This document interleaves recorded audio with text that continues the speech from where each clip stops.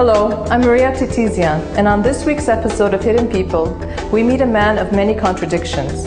He is a high-profile politician who hates politics. He fought for the liberation of Artsakh, but talks candidly about his aversion to war. He grew up as a child of a known Soviet dissident and became a political prisoner after Armenian independence. Meet Vahán Hovhannisian on Hidden People now.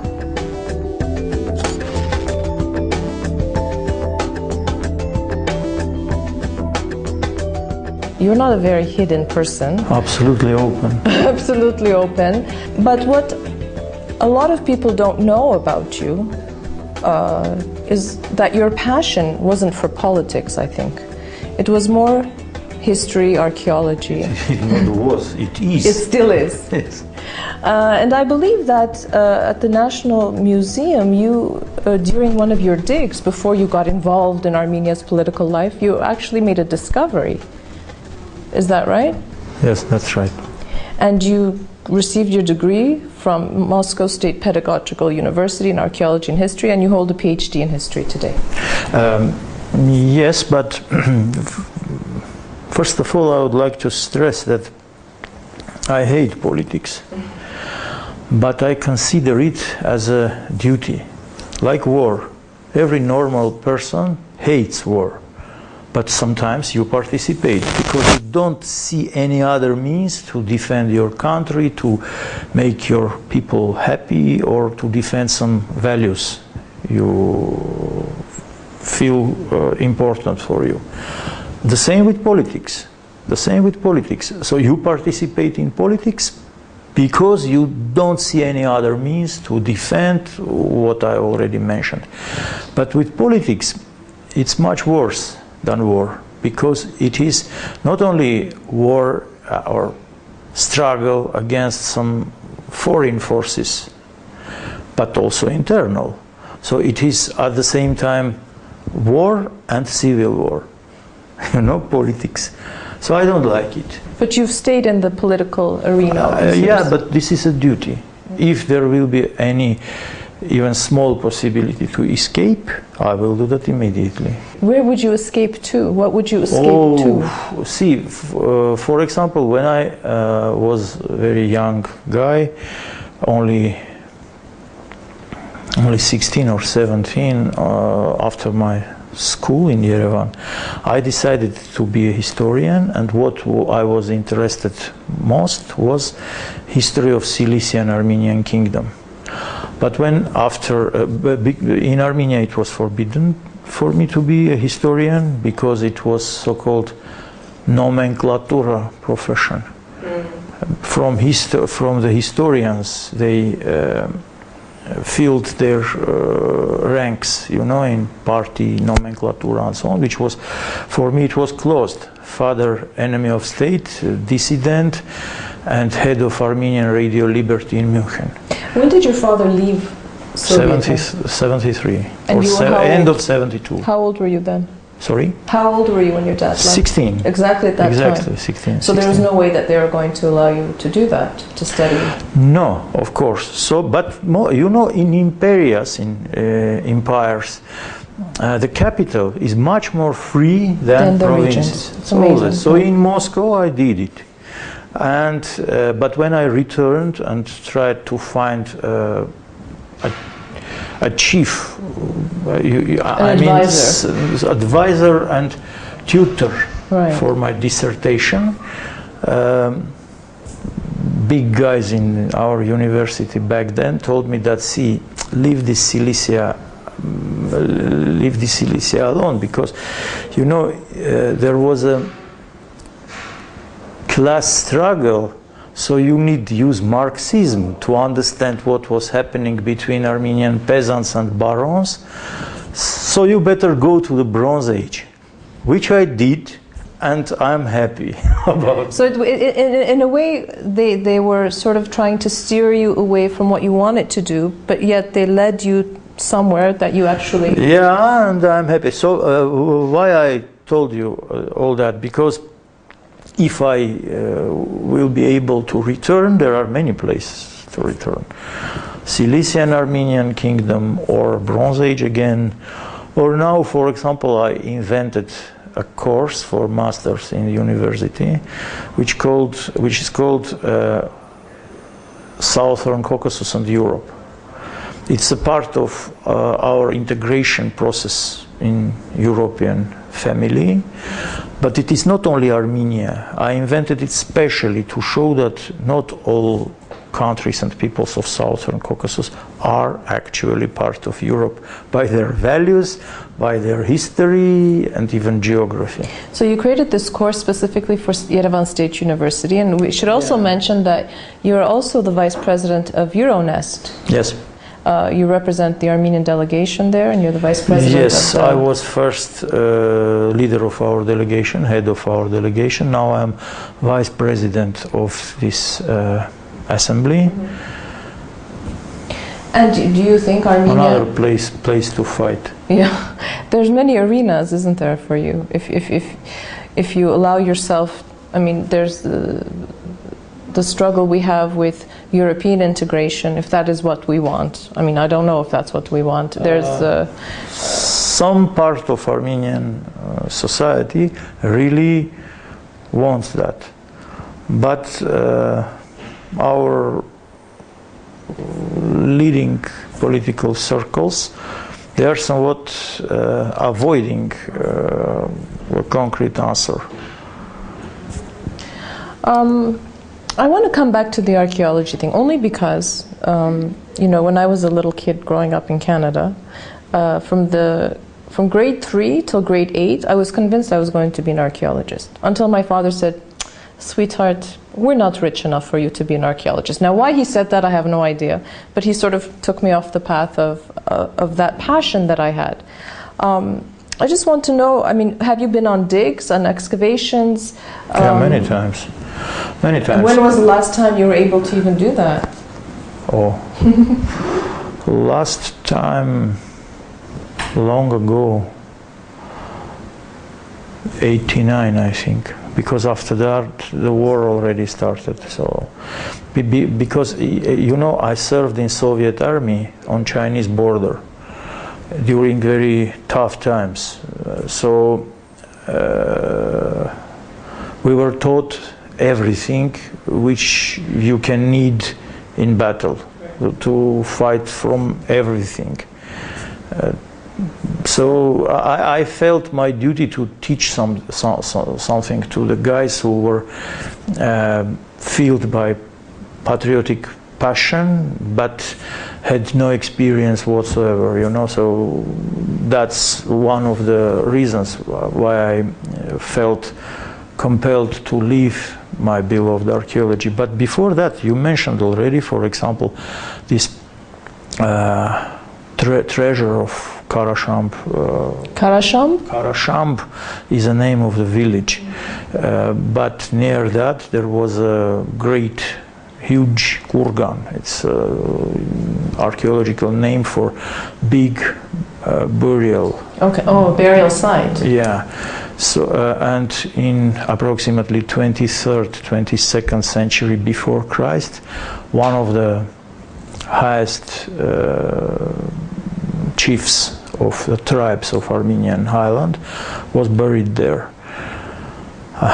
And fortunately, nothing was stolen, so it was not robbed. This burial was not robbed, and fantastic amount of golden and silver artifacts were found there, and one of them, silver goblet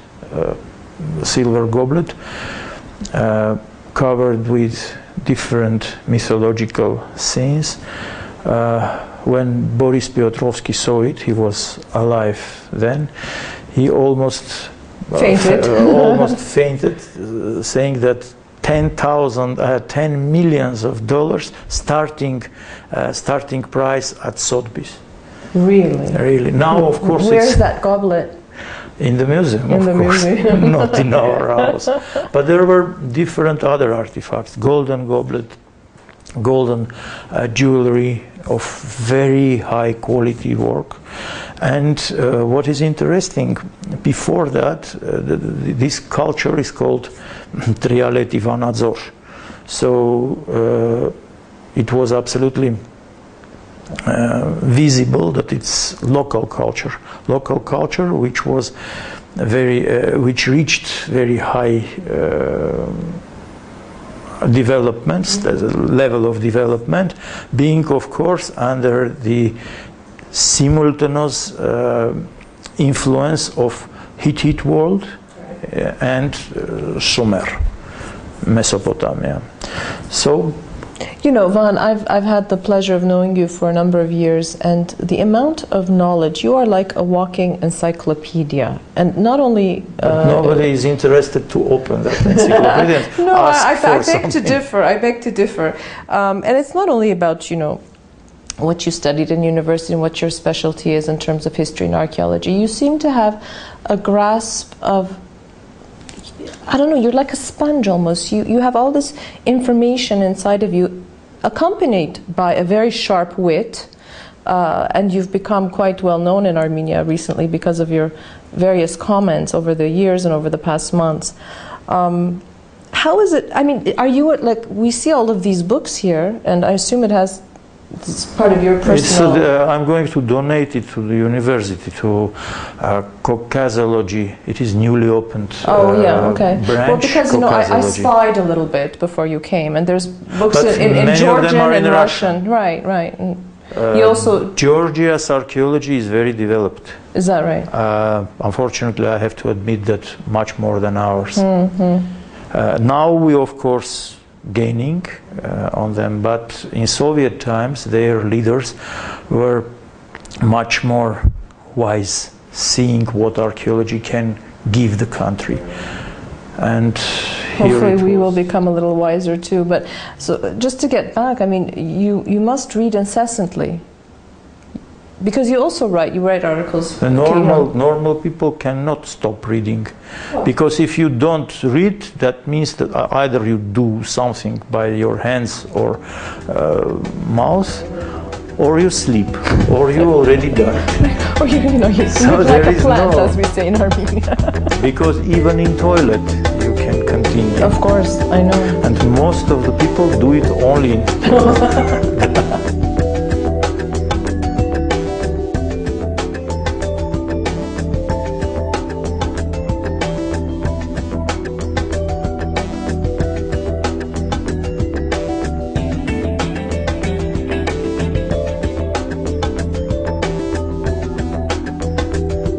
You know, when your father left Armenia, Soviet Armenia, you were just 16. It's a very difficult age to be for anybody. I cannot say that Soviet Union was very harsh on us. Afterwards, they weren't? No, they tried to convince my mother to divorce my father, like enemy of state. I don't like him anymore, I don't love him anymore, I love Soviet homeland and so on, Communist Party, but my mother of course refused. So we remained Hovhannissians, we didn't change our family, and we had some hidden covered connection with my father, but of course it was not open. But I have to say that Soviet Union never persecuted us, never. It is to be said once, because there is some imagination that we were, you know, oppressed and so on. No, of course we knew that there is some level above which we cannot, of course, go. But that level was mainly in political field, in economic field, in administrative field. But science was open. That was well, granted, not the Silesian part, but the Bronze Age part was. Please. Of course, in some time I could have returned also to Silesia, because I have to admit also that that attitude was not something Soviet dictated. It was fear of our, you know, politically correct professors. Which is what they had to be. But not all of them were that kind. How many years were you not able to see your father? I think something almost 20. Almost 20 years. Almost 20 years, yes. And then when he came back? Immediately after Soviet Union collapsed, he returned. After that, he was expelled another time when I was imprisoned. He was expelled from Russia. It's a story of expulsion, huh? A continual story of being expelled. Yeah. Oh, because my grandfather was also expelled. He left Armenia with ՀＹＤ's troops and was a member of Dashnak committee in Tabriz, in Iran. So, yeah. It's a genetic thing that comes down through your genetic code somehow. Yeah, it's of course. Yeah. But my mother's part, they are mainly communists. Is that right? Yeah, some of them at least. Not she, but. Well, it's good because it's balances things out in the family. But father's line, absolutely all of them. Yeah, in that way. Mm-hmm. Like we were called in Soviet encyclopedias, dogs of dogs of imperialism or something like that. Me too. You too. Yeah. You're also a grandfather. I am. Unfortunately, only one grandson. So far. Well, you're still young. The kids are still young. They can still have babies. But, I'm married late, so I'm waiting for another one. You're waiting. Well, hopefully you will have another one. One interesting thing that I think a lot of people don't know, and correct me if I'm wrong, but rumors abound in Armenia, that when you were in prison from 95 to 98, 3 years, right, you actually quit smoking, and you taught yourself English. Yes. Now, who does that? I mean, everybody, people, I would imagine that you're in prison. The country, it's just a crazy time in our country's, It is always a crazy time. Yeah. Starting from approximately 3rd century BC. 1040 something, like 45. Yeah, I don't know if it's just time. us or if it's our luck or if it's just the way we function in the world. There's always something. It's wise not to put blame on our neighbors. We have to look at it ourselves because it's always easy to blame the neighbor. Already. 1,000 years past, time to see what was the real reason. So yes, I'm grandfather. And your children, and your son, who I met actually when I was in London, he's studying. Has he finished his studies? Finishing now exams. Finishing LSE, masters. Yeah. I must say, he's a very calm person, not like you. He seems to be a very calm person. You appear to be calm, but I think there's things dancing in your head all the time. The same with him. The same with him. Appears to be calm. So we should expect great things from him as well.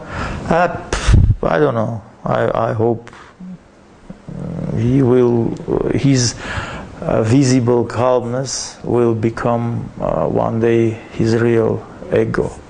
Well, Vahan, I want to thank you. I know that you're an extremely busy man with an extremely busy schedule. To take time out to speak to us a little bit about your own personal life and your passion for history and archaeology. One thing I always like to ask my guests is about how we see Armenia, how we see our country. Lately, just personally for myself, I've been trying to be on a more positive note, to see the good things. And one of the reasons why we do this show is to show everybody that there are people who are doing fantastic work in this country, oftentimes not known, unlike you. You're very well known. But to know that you had discovered or excavated a silver goblet that's part of our heritage and history. These are important things that we need to share. I greatly appreciate your positive approach. But I think that we did a great mistake in the beginning of 90s. When I say we, I mean, first of all, of course, my party, Dashnaks, but not only us, the political class of Armenia. One part of that class, educated people, people with some heritage, people with some knowledge of administrative structure of country, how to rule and so on, they left. Another part, like us, we were not prepared. We thought that what we call European values or what we call democratic institutions, we can introduce immediately, we can sow them immediately, and immediately will be a crop. But now I understand that what we must have started with was education. Education of our people, and education in many, not only giving knowledge, but giving... Absolutely. Yeah, absolutely. Value systems. What we mean when we say democracy. What do we understand by democracy? Now I understand, for example, why in the beginning, the first part of 20th century, such developed democracies like United States, of Britain, or France, or Switzerland, gave the voting right only to those who passed some kind of exam. Of a certain class of people, of an educated. Yes, not everybody is entitled to decide the fate of our people. And now when we see how so the class of lumpens emerged in Armenia, not only in Armenia, who have nothing to sell. What is our life? We are selling our knowledge, our work. Somebody even are selling their body. But everybody are in the process of this kind of commerce. That's life around the globe. But the people who has nothing to sell, they start selling their political rights to those who can pay. And who can pay, you can see them. They could not pass any face control in European restaurants, for example. Right. But they are able to buy the political right of other people. That's what we call inequality. So we had to prepare people for such kind of life. Maybe it was rude to, from my side, to call it all commerce, but this is life. This is our reality. We see it. Yeah, we see it. The countries do that. One has big territory, another country has oil or good skills of his workers, nothing but only, I don't know, good weapon remained from the former times, and so on. So everybody has something to be either sold or put on the market. And now, not only some our citizens or inhabitants, because they are not citizens. The guys who sell their political rights are not citizens anymore. They are inhabitants. So we lost our citizens. We didn't think about creating citizens here in Armenia. And this is what we should. And for inhabitant, it is the same. Yeah, it doesn't who matter. live here or in Siberia. Right. And that's one of the reasons. That's one of the reasons of immigration. Right. Right. I agree. Not only economic reasons, low salaries. No. Because they don't feel themselves citizens. Yeah, and this is the biggest area that we have failed, all of us, as just normal citizens, inhabitants, politicians, teachers even, is that we don't understand the value, the rights and responsibilities of citizenship, what that means. When I sell my vote, what does that entail for me, my family, my community, my country? Because as a result, today country has nothing to put on the market, on the world market. Right. In political field, even in cultural field. We claim themselves as the oldest people with oldest cultural and Christian heritage. But do we have something to show in the world market, in the field of politics, culture, I don't know what? economy, science, everything, in every field. Yeah, we have this inferiority, superiority complex all the time. You know, the first Christian nation, the first this, the first that, and yet, what do we have to show for it today? We are the first Christian nation which is now not Christian anymore. I don't know, maybe the atheist decades of Soviet rule played a part, some role, but not only that, not only that. Well, I believe, I agree completely that education is the key, and not, like you said, not only, you know, the rudimentary things of, you know, reading, writing, but the actual value system, the approach, the mentality. Possibility to ability to evaluate themselves. Our people lack that. Yeah, well, I hope that you, you know, with the courses that you teach and just through you know, you serve by example, and that's the important thing. And I hope you continue to serve Armenia, even though... I think now it is not only small auditoriums of university or different institutions. We have to do it through TV, taking in as much as possible people, as many as possible. To reach a wider audience, right? Yeah, so that they understand. And starting not from high materials, you know, starting from elementary things. For example, garbage on the streets. Yeah, how not to litter, how to throw your your trash in the trash bin as opposed to on the street. Yeah, I agree. Well, thank you very much. I hope we get a chance to sit down again and chat, and I wish you much luck and patience, because you're in a difficult field. Because that's the only thing we are left with, patience. And hope. And hope. And hope. Thank you. Thank you.